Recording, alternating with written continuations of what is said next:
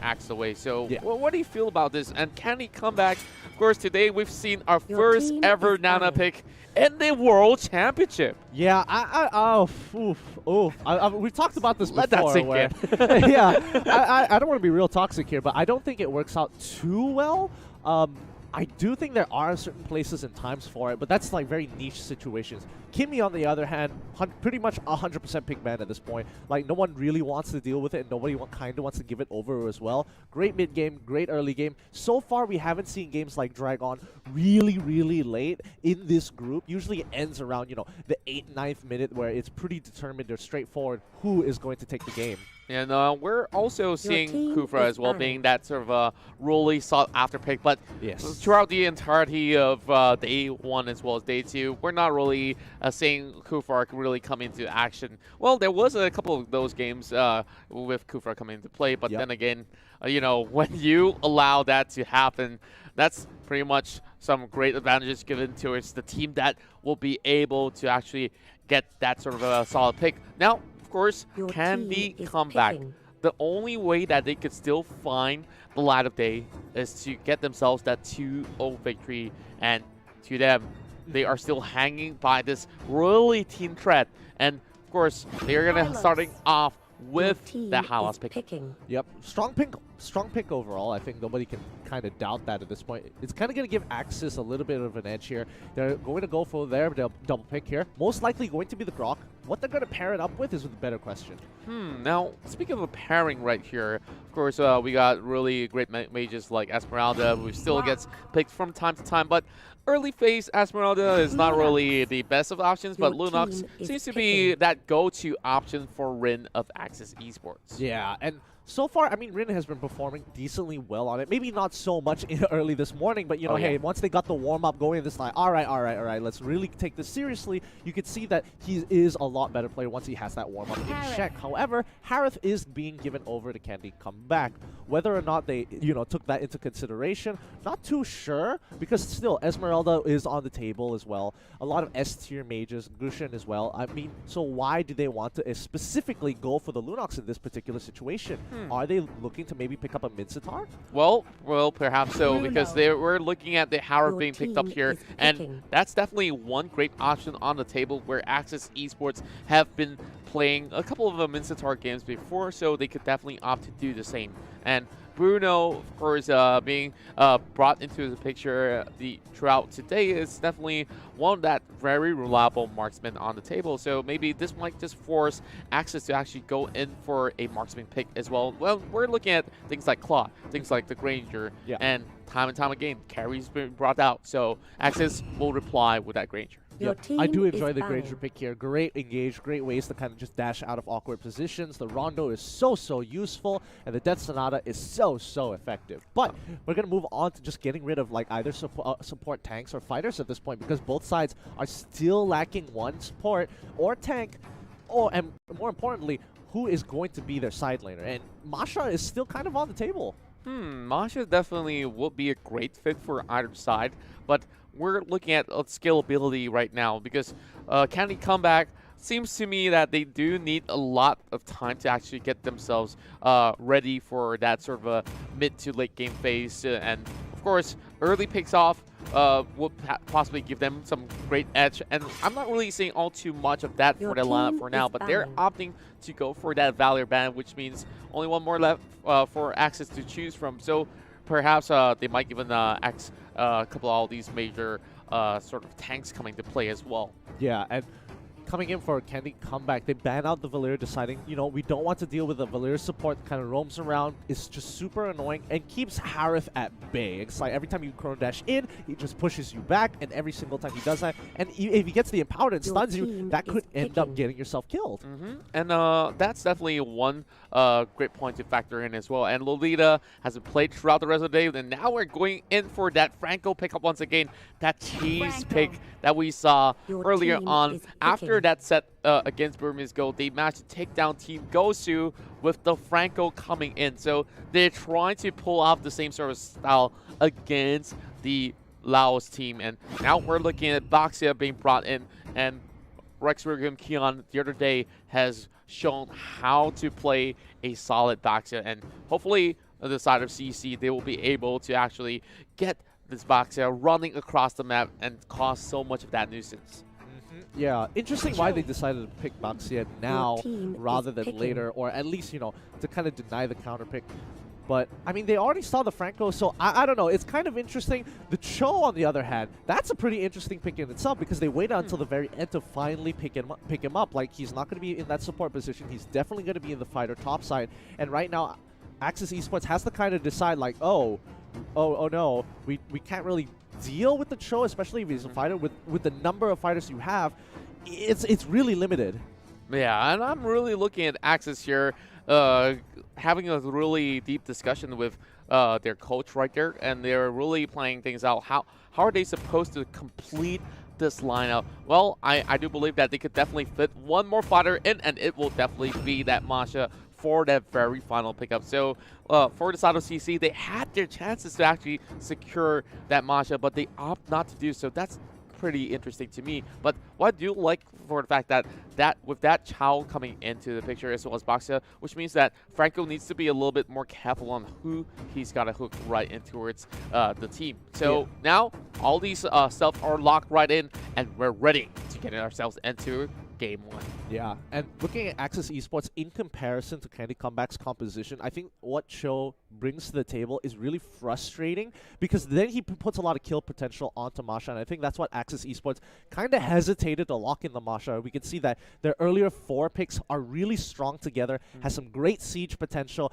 Franco, the moment they start sieging a turret, if anyone walks up, you're in range of actually dying, or at least getting hit by a Death Sonata, which may result in you getting iron hooked, which may result with you just instantly getting shot down. So it's like it's one after the other. And layers and layers. Exactly. Yeah, and we've seen a lot of that happen before. There was so many of those sort of hook and flicker to actually get itself that extended range. And exactly. Imagine if there were to be, if they were to follow like Bernie's goal after that sort of hook coming from Franco. Imagine there's also a giant to pull it all the way back with the ejector. That will be some really great distance being traveled unwillingly by whoever gets hooked up. Can we get a counter? Can we get a counter if ever like the longest hook we can get, the longest chain CC timer? just let it roll. Oh, let it roll. Well, that will definitely be fun to watch. But what's even more fun is that we're going in towards our very final series right here of this best of 3 between Candy Comeback versus Axis Esports. Now, of course, Gideon, we've seen so many of all these players pit each other against. So dirty. Well, we've already seen that sort of perfect wave clear coming from the side of CC, already getting in towards the very first camp for Norse and Mister. I mean, check this out. Masha decides to hide in the brush and wait for the moment to give over the buff. He barely loses his entire health bar, and now he walks up, he loses 2 minions. That's A-okay, but the buff is secured so quickly, it kind of denies a lot of EXP to their top side. And look at Bruno, he's only hit level 2. He should be nearing 3 at this point. Well, that's definitely food for thought. Well, they definitely could have made a better option heading into this, but then again, look at Evil X. He's still level 1, which is, well, of course, pretty far. But look at Scott, though. All alone over on the bomb side. Will be joined by the Granger as well. So great rotations starting off from the side of Axis Esports. And that's definitely that redemption code for you guys back at home to claim some freebies. So what's in the box? It's for you to find out. Yeah, get it while you still can, because these go. I mean, there's so many codes to be given away over the next couple of days, so stick around and watch some more if you want to be able to get some free prizes. But more importantly, I think you should check out the Granger, who's just having the time of his life with Franco just being his bodyguard in the river. Like, oh, if you're gonna rotate, like, we will know.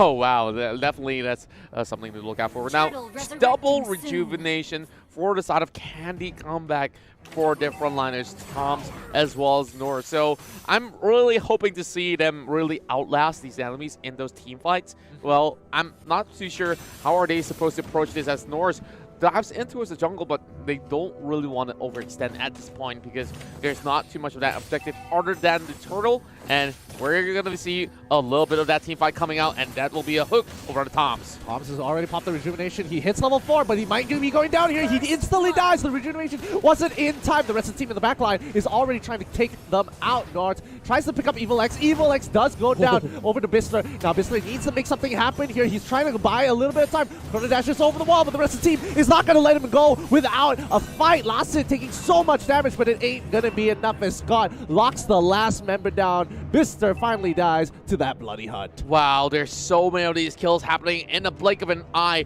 Although Candy Comeback managed to secure that turtle, look at that overcommitment coming from CC. They dive over on an Evil X, but that flicker gave him a little bit of safety net for a while, and the rest of Axis Esports, they just march right in and punishes them for that overstep. Now, of course, that's definitely not worth it because they walk away with 4 kills in total after that skirmish happening on that turtle. I mean, even though they did, you know, kind of throw their bodies at him, it allowed Conan a little bit of space to actually break that bottom side. Well, Tom's having to pop that glorious pathway to keep himself alive and a way to escape. But the rest of the team kind of has to respond because now Cho is going to be split pushing for the most part, knowing that his team is behind. He needs to pull pressure towards himself. Well, I'm not too sure whether that righteous pathway would be pretty much be put into great effect, but he could have just walked out of that alive if we just fall back into that brush. Well, speaking of a brush here, Rin as well as Evil X are applying something up, and Norris will be diving head first. And where are the rest of Candy come at? They don't really want to actually fully commit to that, so they're going to be playing a little bit more passively as the next turtle will be spawning out on the lower side of the river. Yeah, they've done a really good, well, not really an interesting, but a very smart lane swap here, sending Conan to the top side because, again, there's nothing much for him to do. If he tries to push up to tier 2, it might cost him his life, so allows his bot lane he allows his marksman to kind of farm up down to that bot side with the safety of the turret while he goes top and it's like, you know what, I might be able to get another top tier 1 if a fight breaks out. Yeah, and I do like the fact that they're giving a little bit more attention towards the mid as well as top because there's no point finding a Masha. Speaking of Masha here, Toms is getting chunked out as well, but here comes North joining the picture, and Evil X a little bit off of position, but that flicker is going to be popped out. Well, this is going to be Rin already on that watch, trying to actually secure this turtle, and they will try to snatch this one away. Evil X on the forefront. Will they be able to connect? And it will be. Can he come back with the second turtle in hand? Yep, and they're trying to make something happen, but Bister, even though he got hit by all the abilities, still survives. Evil X makes it out of there with that wall charge. Rin taking quite a bit of damage here, forces the flicker, and Bloody Hunt isn't there, and Tom's popping the rejuvenation really quickly, making sure he survives. Even though he's taking a lot of damage, Rin goes down, and now look, finally able to join the combat here. They don't have enough minions. Lassen is already in there. Masha comes in, and she gets the initial kill while the rest of the team pulls on backwards. Bister is still alive. The Salmon Force popped, but he chrono dashes away. Conan trying to make something work, but again, Lassen survives, able to kite it out. I just felt like that dive was so unnecessary, and every one of these members of Candy Comeback kind of committed to that. Now, from that 4 kill gap, it's headed in towards 8-2. A little bit of that sort of rewind for you guys to miss out some of these action. Brought to you by Mlbb. Now, they of course overcommitted. No minutes at all, which means that Lastic could dive right back in to punish Toms for that overextension. And of course, that will be it for now. But CC slowly falling back, and their levels are not really all too great either. Well, of course, pretty decent if you really want to compare it to all these members of Axis Esports. But wow, of that sort of a team fight, we're seeing about 3K gold in the span of that few minutes of time. Yep, and again, the Iron Hook lands. Toms is in trouble. He's taking so much damage, but oh, I thought he was going to make it out of there, but Glorious Pathway isn't going to be enough to keep him after using the Rejuvenate so many times. It's still on cooldown. They're still pushing forward. Can they get another Iron Hook? Wild Charge has already been won by Evil X. The rest of the team is peeling backwards, and Granger isn't going to let anybody go without a fight. He's going to keep on shooting forward. The Iron Hook does miss from Scott. Rin needs one more hit. Rejuvenation has already been popped. Bister takes a little bit of damage, but not enough to finish him off. Oh my, hello there, Conan. Gets locked down by the Bloody Hunt, kicks him away with the Way of the Dragon, gets hit with a full rep.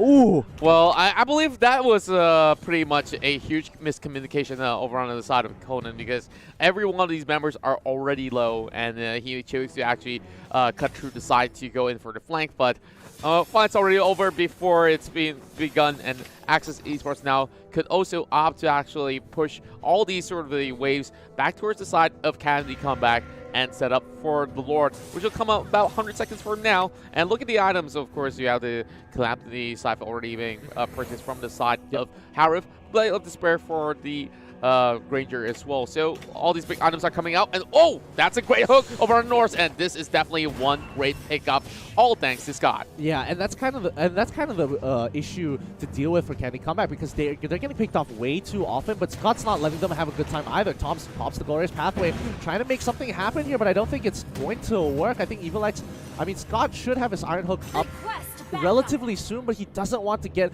on a target like Tom's. He wants to pick up Conan. He wants to pick up Ton MVP. Like, he wants to get the bigger hitters from Candy Comeback side. Well, I definitely would say that Candy Comeback could still actually look for that late game skirmish, but Tom's keep getting pressurized and caught out. They should not even get anywhere close to that junction, and Norris here, of course, arriving here, having nothing to do at all, just to farm a little bit more as he can. But Candy Comeback doesn't seem to be able to actually respond well, because even if you really want to focus on members of Axis Esports, you got so many frontliners like Evil X, like Scott, or even members like Lasset, who is technically unkillable by now.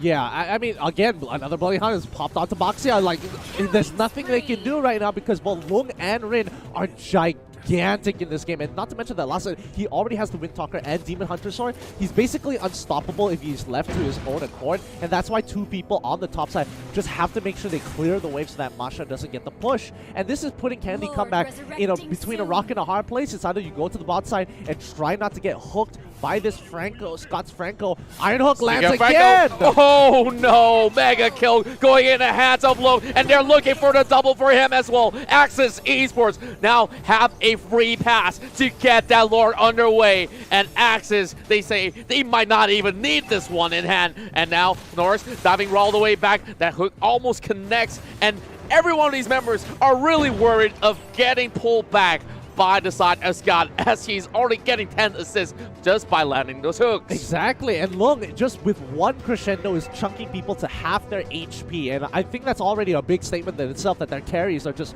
so well farmed. They're just going to sit into the brush, play brush, guerrilla warfare, and brush tactics. If anybody walks up, just hook them, kill them, make sure that they don't have any breathing room outside of their base. That's right, and I'm looking at the gold charts as well. Like, this is one of those games with 10k deficit, and I feel like Candy Comeback, I'm not sure if we're going to have that sort of a name at the back, though. Like, you can be Candy, but Comeback at this point in time, pretty much hard to do. Yeah, and Lauren is already knocking on to death's door here. Inhibitors going down like it's nothing.